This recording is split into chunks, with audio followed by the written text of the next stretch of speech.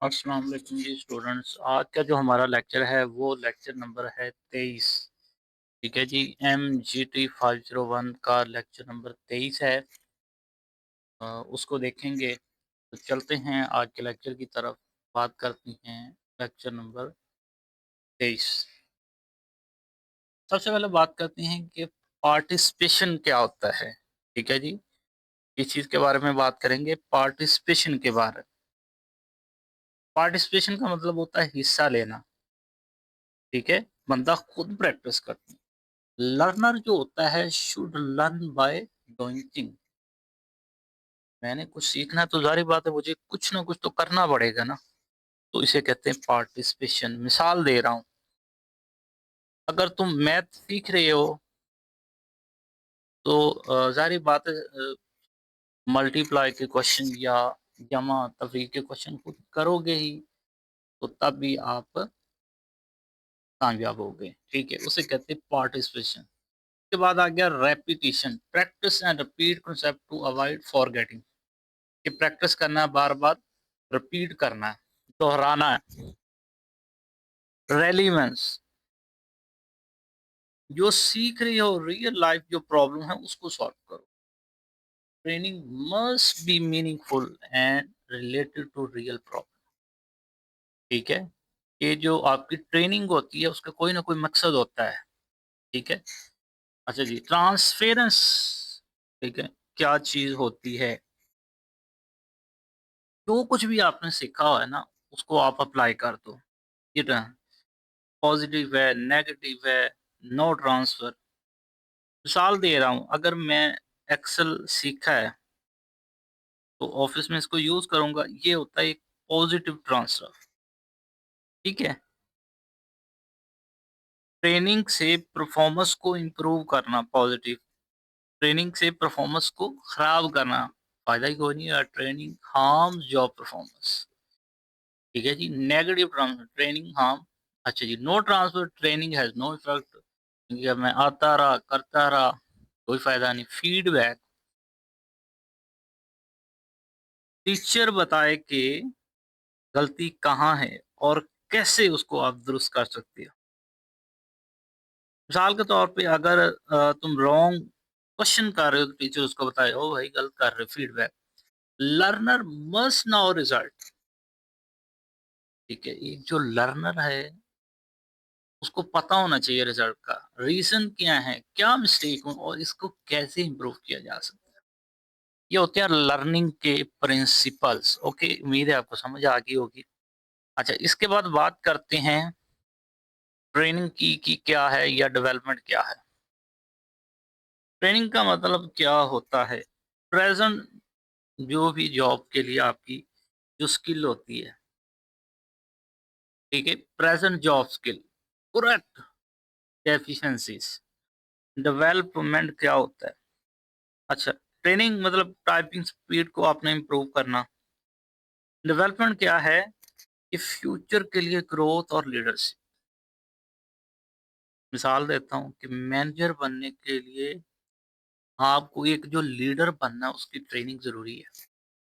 Future growth के लिए, leadership के लिए ब्रॉडर स्किल की आपको जरूरत है। ट्रेनिंग और डेवलपमेंट में क्या फ़र्क है? कि अपनी स्किल को आप इम्प्रूव कर रहे हो, और डेवलपमेंट का मतलब अगर आपने मैनेजर बनना है तो आपको लीडरशिप भी आनी चाहिए। पर्पस क्या है टीएडी का? ओरिएंटेशन दी जाती है नए एम्प्लॉय को। ठीक है, पर्पस ट्रेनिंग एंड डेवलपमेंट का। एक वीयू के अंदर एक स्टूडेंट है, वो नया है, उसको ओरिएंटेशन नहीं देंगे, उसको कैसे पता चलेगा कि वीयू का एग्जाम कैसे देगा, क्विज कैसे करेगा, असाइनमेंट कैसे करेगा। तो ये होता है Orient new employ. Prepare for promotion, promotion लेने के लिए भी हमें अपना तैयार करना पड़ेगा, इम्प्रूव करनी पड़ेगी परफॉर्मेंस, सेटिस्फाई करने पड़ेंगे पर्सनल गोल नीड। तो ये कुछ चीजें आप इसको देख लीजिएगा। टीएडीए प्रोग्राम कौन से होते हैं? Cost effective.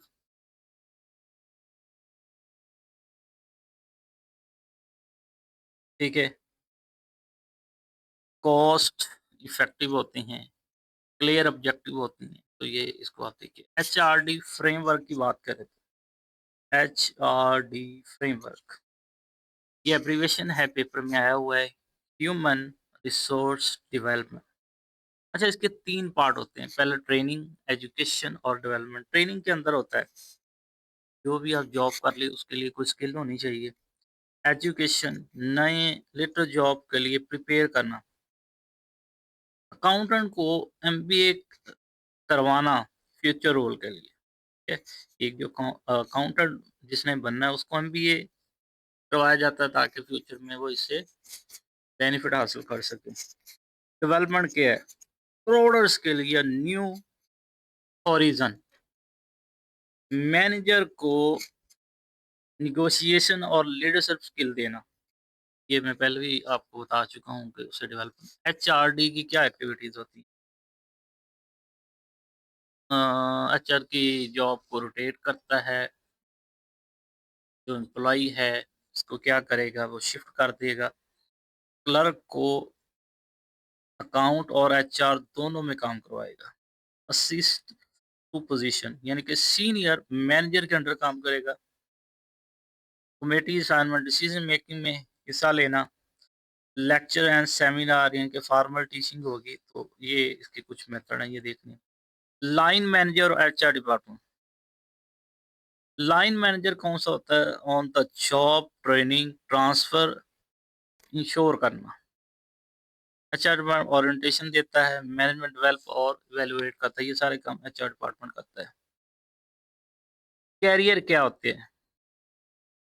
जिंदगी भर जो आप काम कर रहे होते हैं ना, उसको, ये लाइन मैनेजर हो गया और ये एचआर। कैरियर डेफिनेशन क्या? General course of action through working life, throughout working life.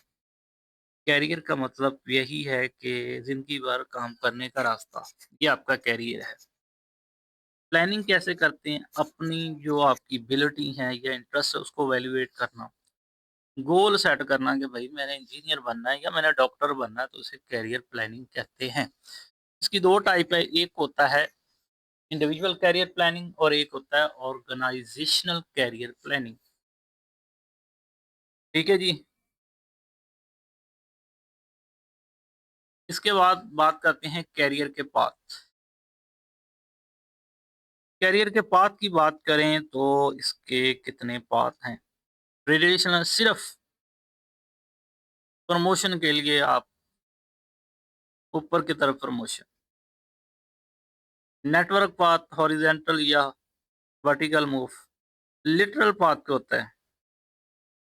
नई जो आपको चैलेंजेस आ रहे होते हैं, ठीक है, वो लिटरल पाथ होता है। तो ये आपने इसके कुछ पाथ देखने। कैरियर डेवलपमेंट, स्किल होनी चाहिए, एजुकेशन होनी चाहिए, तजर्बा होना चाहिए और बिहेवियर को इम्प्रूव करना। गोल क्या है? कि अपनी जो वर्क है, अपनी जो लाइफ है, अपने वर्क से इसको इम्प्रूव करना, टैलेंट को रिट्रीव करना, ये सारा गोल है। इसको देख लीजिएगा बस, इसका कोई इतना ज़रूरी। कैरियर के channel, responsibility, employ must be active होना चाहिए, एम्फेसाइज होना, टू मच फोकस और हार्म परफॉर्मेंस होनी चाहिए, एक्टिव बंदा होना चाहिए। अच्छा, ये जो है ना कैरियर चैलेंज, ये आपने लाजमी देखा। अच्छा, इसके कैरियर लाइफ स्टेजेस कितनी तरह के होते हैं? Growth, develop, self concept, identity, ये देख लीजिएगा। एक्सप्लोरेशन 15 से 24 साल होती है, ये 25 से 44 साल, ये 45 से 65 साल। डिक्लाइन में क्या, जब आप टायर हो जाते हो 65 के राउंड पर। तो ये कुछ चीज़ें थी, आपने इनको देख लेना है। और ये देखें जी, आपके लिए 19 से लेकर 24 तक आपके जो लेक्चर्स थे उसका मैंने एक क्विज बना दिया है, ठीक है? तो पूरा का पूरा पेपर 33 तक ये क्विज है। 34 के बाद ये आपका उसी तरह 3 नंबर का एक क्वेश्चन, फिर 3 नंबर का, फिर 3 नंबर का, फिर 3 नंबर का और लास्ट पे आपके 4 मार्क्स के 3 क्वेश्चन। ये पूरा पेपर आपके लिए सेट किया है। इसी तरह अगर आप अपना मेरे लेक्चर सुनते रहेंगे और साथ इसी तरह प्रैक्टिस करते रहेंगे और अपने खुद के जो प्रैक्टिस करते रहेंगे, तो अगर ये आपको अपने प्रैक्टिस के लिए ये कोड चाहिए तो मैं आपको दे दूंगा, बहुत आसान है। नोटपैड पे जाके उसको पेस्ट कर देना है और इसको सेव एज करके .html करके सेव कर लें और ये आपके पास चलने लग पड़ेगा। ये 19 से 24 तक का मैंने एक एग्जाम बनाया है, 23वां। अच्छा, इसके बाद जैसे ही आप ये अपना पूरा पेपर कवर करेंगे, लास्ट पे फिनिश एग्जाम करने के बाद आपके पास इसका रिजल्ट भी शो कर देगा कि हाँ जी आपने कितने ठीक किए कितने गलत किए। ठीक है जी, ये वैसे अंदाजे से लगा रहा हूँ। डेल्फी टेक्निक, इसको शो करने का मकसद ही यही था कि इंशाल्लाह आपको पूरी की पूरी यहाँ से हेल्प मिलेगी और साथ आप प्रैक्टिस करते जाएंगे। ये लेक्चर सुने और जो जो चीज़ें यहाँ पे बताई बस उसी को आप तैयार करते जाएं, इंशाल्लाह आपका पेपर बहुत अच्छा हो जाएगा। और साथ जो मैं ये पेपर बना रहा हूँ, हर 5 या 6 लेक्चर के बाद, और इससे भी आपका बहुत ज़्यादा फ़ायदा हो जाएगा। जज़ाकल्लाह, मिलते हैं एक और वीडियो में, तब तक के लिए अल्लाह हाफिज़। ये वीडियो आपके लिए हेल्पफुल हो, प्लीज़ लाइक, सब्सक्राइब एंड